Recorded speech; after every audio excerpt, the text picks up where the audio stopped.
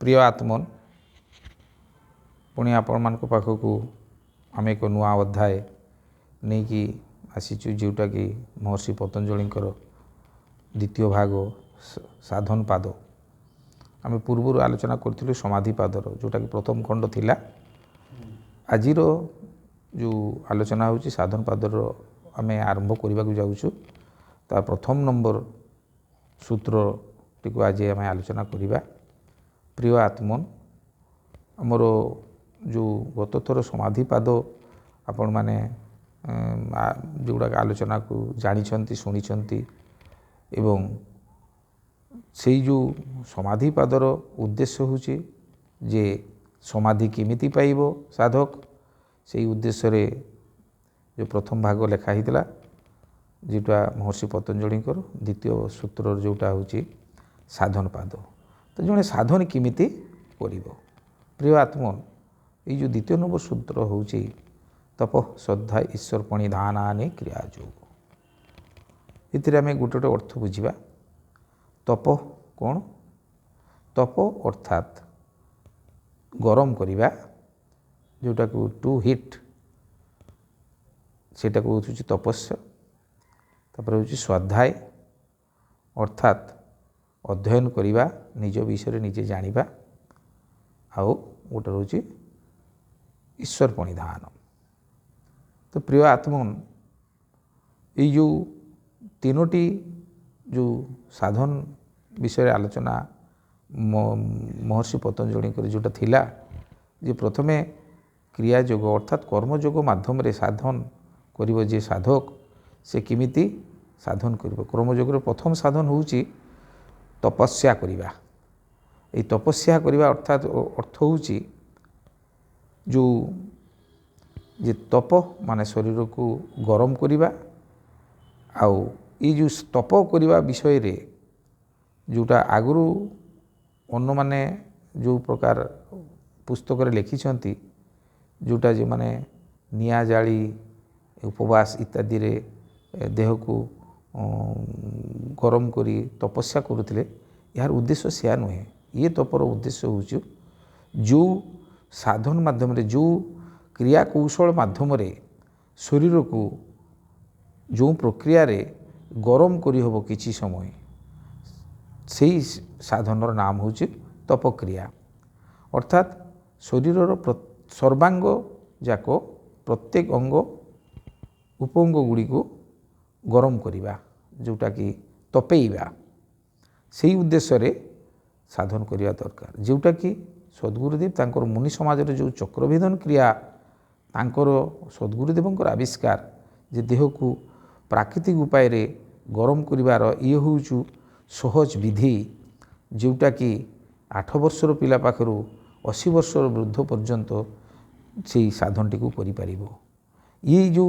साधन बा प्रक्रिया अन्यान्य साधन भली कष्टकर आदौ नुहे अति सहज जोटा कि चक्रभेदन क्रिया माध्यम रे मुनि समाज तप करिवार अर्थात देह को गरम करिवार साधन बतैछन्ते। तो ये तप साधन कले शरीरस्थ समस्त विकार नष्ट होबो। शरीर समस्त अणु परमाणु बा अंग प्रत्यंग गुड़िक सबुड़ाक शुद्ध और पवित्र होबो। शुद्ध और पवित्र जिते अंग गुड़िक साधकर जिते साधन माध्यम से निजक तैयारी कर नब सेतबेले से रोगशून्य अवस्था सुस्थ सबल शरीर टिके पाइब। आ सुस्थ सबल शरीर रे से कौन करिवो ना स्वाध्याय द्वितीय जो विषयटी रखाई स्वाध्याय अर्थात से स्वाध्याय करिवो अर्थात अर्थात माने निजे निजको युक्त अध्ययन अध्याय माने अध्ययन निजको निजे पढ़िबा अर्थात निजे निज विषय रे जानिबा मु किए मु काहीकि आसीची मोर प्रकृत कर्तव्य कौन यही विषय रे से तांकर जो निज विषय जानिबार जो विषयटी हूँ जोटा कि आत्मज्ञान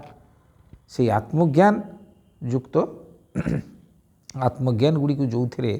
जो पुस्तक रे अच्छी से पुस्तक गुड़ी को स्वाध्याय करने कथा। सद्गुरुदेवंकर जो आमर सद्गुरुदेव श्रीमुनिजी महाराज तांकर जो स्वाध्याय जोगरे तांकर जो प्रकृत 35 खंड जो पुस्तक अच्छी से आत्मज्ञान भरपूर अर्थात मनुष्य भितर थिबा जो चेतन सत्तार ज्ञान जोटा को आत्मज्ञान से भरपूर होकर रही आउ से आत्मज्ञान विषय रे जो मनन चिंतन करिवो अर्थात जो शरीरस्थ चेतन से चेतनर कार्य कौन से चेतन किए यही भली तार जो विषयटी अच्छी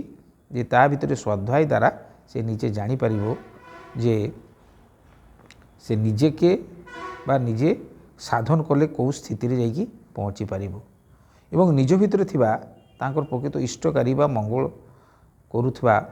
चेतन सत्ता को से जानी जीवो पुस्तक माध्यम रे स्वाध्याय माध्यम रे तापर आसुची ईश्वर प्रणिधान ए ईश्वर प्रणिधान विषय रे सद्गुरुदेवंकर भाष्य होउची ईश्वरत्व धारण करिबा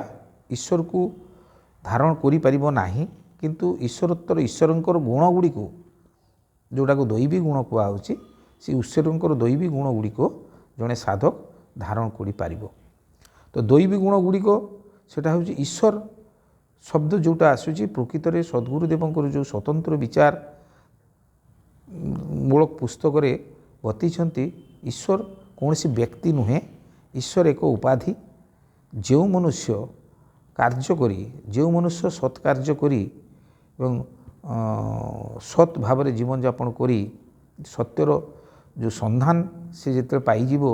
जे जो चेतन सत्ता से चेतन सत्ता हूँ जो मनुष्य भितर वर्तमान अच्छी से ही हूँ आम पाई ईश्वर तो सही सूत्र रे निजको जानीगला परे से जानिबो जो ईशित्व प्रभुत्व मालिक अर्थात निज भितर थिबा जो चेतन सत्ता से होउची मु होउची ये शरीरर मालिक मु होउची मो प्राणर मालिक मु होउची मो मनर मालिक मु होउची मो परिवारर मालिक मु होउची संसारर मालिक एई भली ईशित्व बा प्रभुत्व बा स्वामित्व को धारण करिबा होउची ईश्वर प्रणिधानम प्रणिधानर कथा जो सद्गुरुदेव कहिले अर्थात जे ईश्वरत्वर भाव को धारण करिबा अर्थात मेंटेन करिबा सदा बेले मानसिक स्तर रे कार्य रे प्रत्येक क्षेत्र रे ईश्वरत्वर जो ज्ञान रहिबो तो यही भली ईश्वर प्रणिधान जो विषय लिखी रही से जो विषयटी कहगला जे तप स्वाध्याय आ ईश्वर प्रणिधान द्वारा जो कर्मयोग जो साधन करने दरकार से ही साधन कले जो आमर साधक जो सबुठारु जो आमर ये व्यवस्था अच्छी जो समाधि प्राप्त करिवो जेमती यह पूर्व तीनोटी सूत्र मध्य कहुई तप स्वाध्याय कले तपर साधन कले काया इंद्रिय अशुद्धि क्षय तपस्या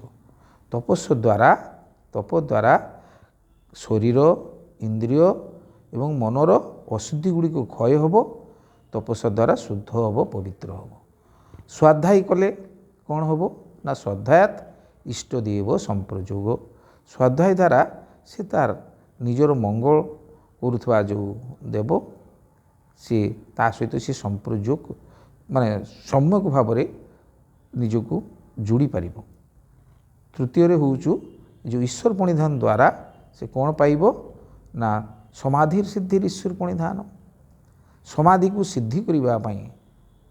समाधि स्तर को जीवाई जो ईश्वरत्वर जो धारण पोषण ताको करने को पड़ो तो ये तीनोटी हूँ कर्मयोग ये कर्मयोग माध्यम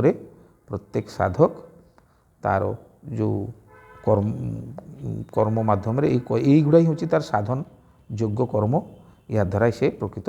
समाधिस्थ हो पार सप्रेम जय।